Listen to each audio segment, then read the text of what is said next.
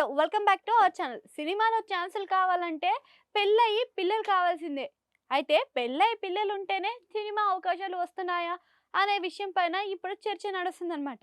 ఒకానొకప్పుడు ఇదంతా వేరే. ఇప్పుడు వేరే.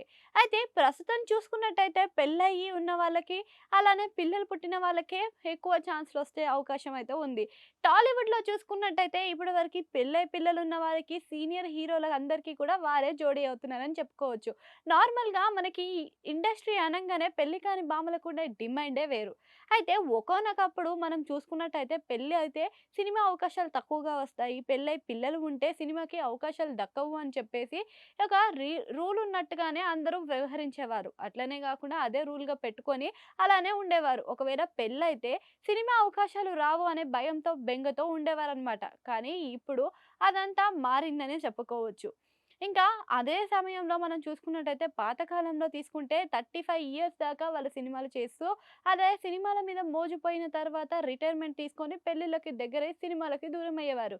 కానీ ఇప్పుడు పెళ్ళిళ్ళకి దగ్గరై సినిమాలకు ఇంకాస్త దగ్గరగా మిగిలిపోతున్నారు మన సినీ నటులనమాట. అయితే ప్రస్తుతం బాలీవుడ్ టు టాలీవుడ్ అన్నట్టుగా చాలా మార్పులే వచ్చాయి. ఇందులో చాలా వరకి మార్పులు రావడమే కాదు, సినిమా అవకాశాలు గూడా బానే వస్తున్నాయి.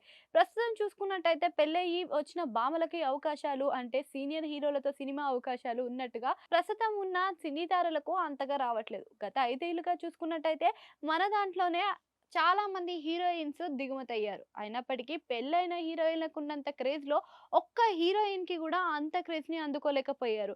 ఇంకా మనం బాలీవుడ్‌ని చూసుకున్నట్టయితే కరీనా కపూర్ ఇద్దరు పిల్లలకి తల్లైనప్పటికీ బాలీవుడ్‌లో దూసుకెళ్ళిపోతుందని చెప్పుకోవచ్చు. ఇంకా రాణి ముఖర్జీ అయితే లేడీ ఓరియెంటెడ్ సినిమాలో దుమ్ము లేపుతుందని గూడా చెప్పుకోవచ్చు.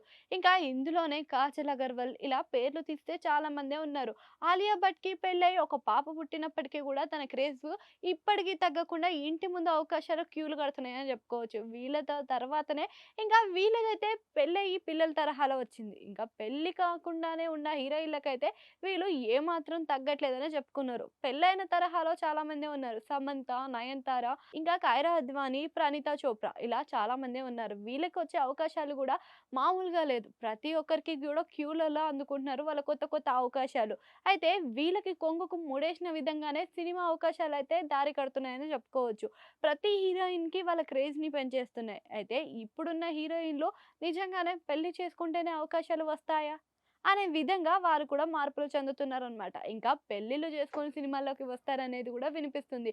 ఒకవేళ అలా వస్తే మాత్రం ఇంకా హీరోయిన్‌లు సింగిల్‌గా కాదు మింగిల్‌గానే కనిపించే అవకాశాలున్నాయని చెప్పుకోవచ్చు.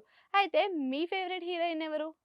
అది కామెంట్ సెక్షన్‌లో కామెంట్ చేయండి. అట్లనే ఆడ గంట సింబల్ ఉంటది దాన్ని గూడా నొక్కేయండి.